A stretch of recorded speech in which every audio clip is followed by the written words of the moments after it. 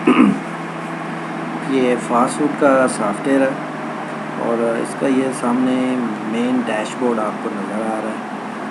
Main dashboard का मतलब ये है कि जोन से बटन ज़्यादा यूज़ हो रहे हैं वो सामने हैं। For example item purchase, sale और इसी तरह एक्सपेंस वगैरह।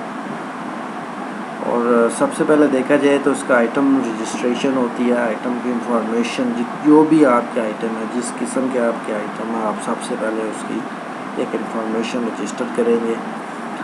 और ये एक रजिस्ट्रेशन का टैब है जिसमें कैटेगरीज़, कंपनीज़, टेबल्स और इसी तरह बाकी चीज़ें इसमें रजिस्टर होती हैं। सबसे पहले मैं आपको सेल फॉर्म दिखाऊंगा।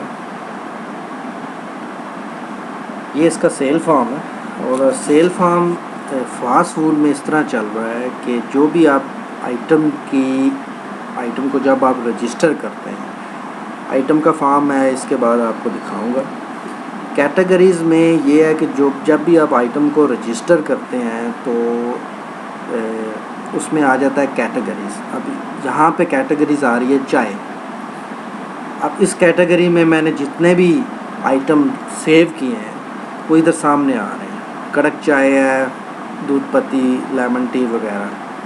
इसी तरह बर्गर आ गया, उसके अंदर 2 आइटम ये हैं वो आ रहे हैं। इसी तरह जो बेवरेजेस हैं उसके अंदर ये आ रहा है।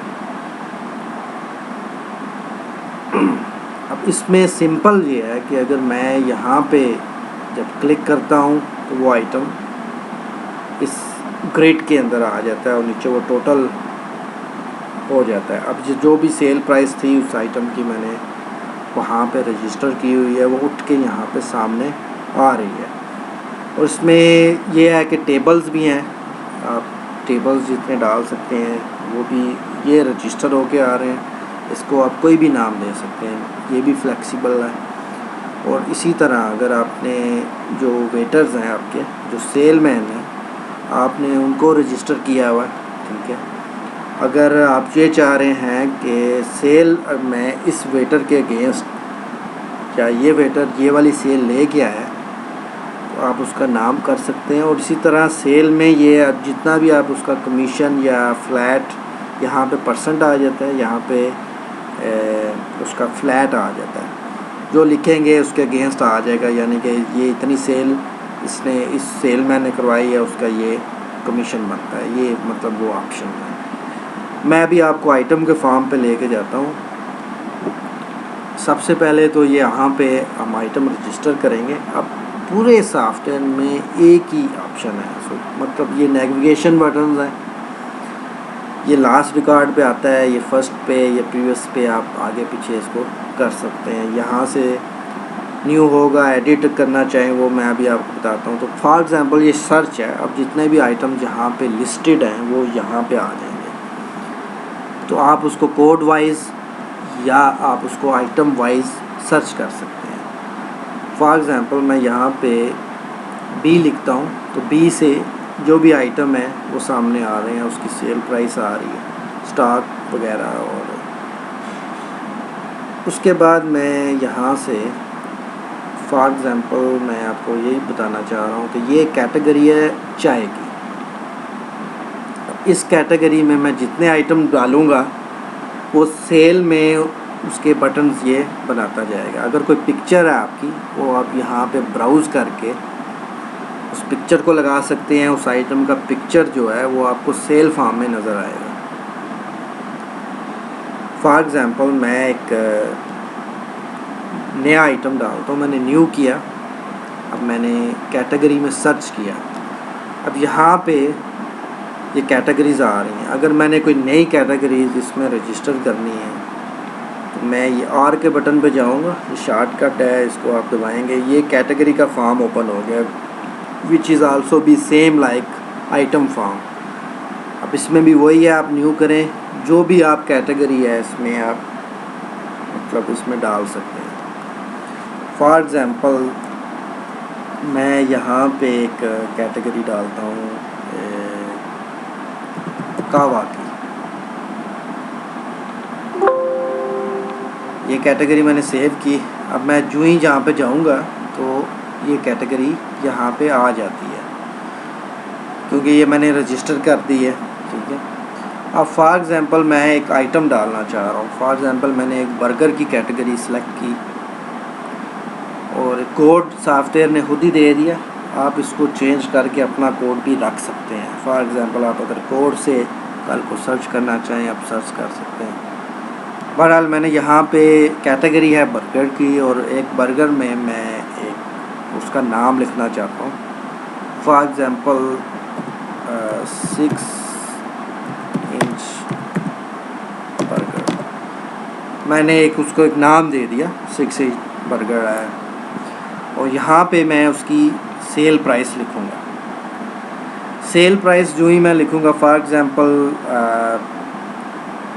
450 का ये चार्ज हो रहा है और जो मुझे कास्ट पड़ती है बर्गर की, ठीक है, वो यहाँ पे मैं उसको लिख दूँगा। फॉर एग्ज़ाम्पल मुझे इसकी 150 कास्ट पड़ रही है, मैंने ये उसकी कास्ट भी लिख दी, सेल लिख दी और मैंने इस आइटम को जस्ट सेव कर दिया। अब ये भी आइटम रजिस्टर हो चुका है और जो ही मैं अब सेल में जाऊँगा, फॉर एग्ज़ाम्पल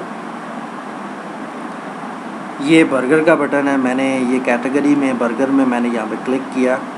अब देखिए ये आ रहा है 6 इंच बर्गर, मैंने क्लिक किया। अब उसकी सेल प्राइस इसने उठा ली है, 450 आ रहा है इसमें।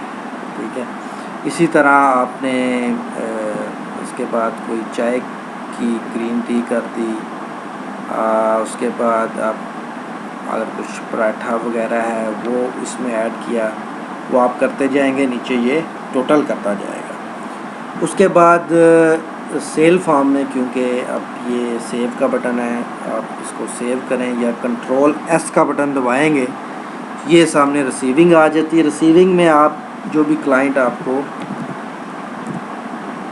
आप उसकी रिसीविंग डालेंगे, बाकी वो आपको चेंज वगैरह बताएगा। इसके बाद आपने एंटर को हिट करना है, उसके बाद ये प्रिंट निकाल देगा। फॉर एग्ज़ाम्पल मैं इसको ओके करता हूँ। आगे ये यस बोल रहा है कि आप अगर यस करेंगे तो ये प्रिंट आ जाएगा, अगर नो करेंगे तो प्रिंट नहीं आएगा। तो पहला यहाँ पे ये प्रिंट आया, दूसरा प्रिंट जो आप क्लाइंट को देंगे, ये आगे ये किचन प्रिंट आ रहा है। इस तरह ये आपकी इनवाइस सेव हो चुकी है और ये इनवाइस सेव हो गई है। और फॉर एग्ज़ाम्पल जो भी आप इसको अंडू करेंगे, इसको लास्ट करेंगे, ये लास्ट वाली सेल आपको बता रही है और किसने सेल की, यहाँ पे अमजद के नाम पे ये सेल आ जाएगी, या जो भी आप एडमिन होगा वो आप कर सकते हैं। अब इस सेल के अंदर और भी बहुत सारे ऑप्शन हैं। फॉर एग्ज़ाम्पल इसको क्रेडिट करेंगे तो ये लेजर क्रिएट करता है। एक सेल को होल्ड करना चाहें, होल्ड भी हो सकती है, क्योंकि इसमें बहुत सारे ऐसे फीचर्स हैं जो कि एक वीडियो में, जो कि 10 मिनट की वीडियो में बताना थोड़ा मुश्किल हो जाता है। बहरहाल मैं आपको इसके बाद परचेज़ में लेके जाता हूँ, क्योंकि कुछ ऐसा स्टॉक है, फॉर एग्ज़ाम्पल कोई कोल्ड ड्रिंक्स वगैरह हैं, वो आप इसके अंदर डालेंगे, क्योंकि उसका आपने स्टॉक मेंटेन रखना है। तो इसमें उसी तरह एक सप्लायर आता है जिससे आप लेते हैं, उसको भी आप लेजर कर सकते हैं। यहाँ पे आप जस्ट एंटर करेंगे और जो भी कोल्ड ड्रिंक्स वगैरह हैं वो आप इसमें डाल सकते हैं। तो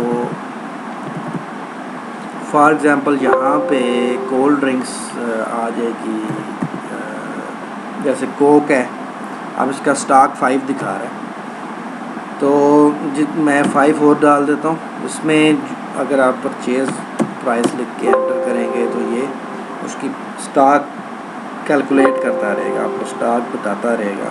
ठीक है, वो आइटम जब भी सेव होगा आपको उसका स्टॉक के बारे में पता चलता रहेगा। आप देखें कोक का स्टॉक 10 हो चुका है, जो ही मैं इसको सेल करूँगा तो ये माइनस में जाता रहेगा। इसके अलावा मेन तो ये फंक्शन आइटम्स है, उसके बाद स्टॉक इन करना, स्टॉक आउट करना, उसके बाद कुछ आइटम्स के राइट्स आ जाते हैं, नया यूज़र आप बना सकते हैं, एडिट कर सकते हैं, चेंज पासवर्ड, अब इसमें यूज़र राइट्स आ जाते हैं। यूज़र राइट्स में ये जितने भी सॉफ्टवेयर्स हैं उसकी रिपोर्ट्स वगैरह, ये जो टैब्स हैं ये ऊपर आ रहे हैं, और उसके बाद शॉर्टकट बटन हैं, मतलब आप लिमिटेड कर सकते हैं। कोई भी इसको आप उसको राइट्स दे के किसी को भी आप कह सकते हैं वो आपका सॉफ्टवेयर आप बैक एंड पर चला सकते हैं। उसके बाद ये रिपोर्ट्स आ जाती हैं, स्टॉक की रिपोर्ट वगैरह। उसके बाद अगर तो क्लाइंट सप्लायर का लेजर हो तो वो भी चलता है, डेबिट क्रेडिट वो आएगा। अकाउंट्स में इसमें कुछ पेमेंट्स, रिसीप्ट, एक्सपेंस भी ज़ाहिर बात है इसमें डलते हैं। और एक ये day book balance cash flow है, ये आप कैश फ्लो को देख सकते हैं कि ये कैश फ्लो क्या है। इसमें जो भी कैश पे ट्रांसैक्शन होगी वो सामने आ जाएगी। यही परचेज़ हुई है आज मैंने, ये जो कैश पे की है ये 5 क्वांटिटी ये बता रहा है, सेल बता रहा है इसके अंदर, तो उसी सेल की डिटेल नीचे बता रहा है कि ये आपने आज सेल किया। नेक्स्ट इसका मकसद ये है कि इसमें ओपनिंग बैलेंस भी डलता है, यानी कि सुबह आपकी शॉप में कैश कितना था। उसके बाद ये जो सेल है इसमें प्लस हो जाएगी, जो भी आप कैश पे परचेज़ करेंगे वो माइनस हो जाएगी। इसी तरह परचेज़ रिटर्न वगैरह, पेमेंट्स, रिसिप्ट्स, एक्सपेंस वगैरह आप इसमें जो भी डालेंगे तो उसको शाम को या शाम एट ए क्लोजिंग पॉइंट, जो क्योंकि ये क्लोजिंग पॉइंट देता है, क्लोजिंग में आपको ये बता रहा है कि आपके पास इतने पैसे होने चाहिए। तो ये एक सॉफ्टवेयर की क्लोजिंग मेन रिपोर्ट है। तो उसके बाद आप एक आइटम हिस्ट्री है, एक आइटम की हिस्ट्री को देख सकते हैं कि फॉर एग्ज़ाम्पल अब ये -4 जो आ रहा है ये कहाँ से आ रहा है। अब ये एक आइटम नेम है बीफ बिरयानी फुल, मतलब इसमें इस स्टेट को फुल हुई है और ये इतनी दफ़ा सेल हुई है। और अगर आप इस पर क्लिक भी करें तो ये आपको उसी सेल के अंदर ले जाता है और आपको बताता है कि मतलब ये ट्रैक डाउन इसके अंदर है कि एक आइटम हिस्ट्री की ट्रैक डाउन है, कितनी दफ़ा सेल हुआ, परचेज़ हुआ, अगर कोई रिटर्न वगैरह हुआ है तो ये वो है।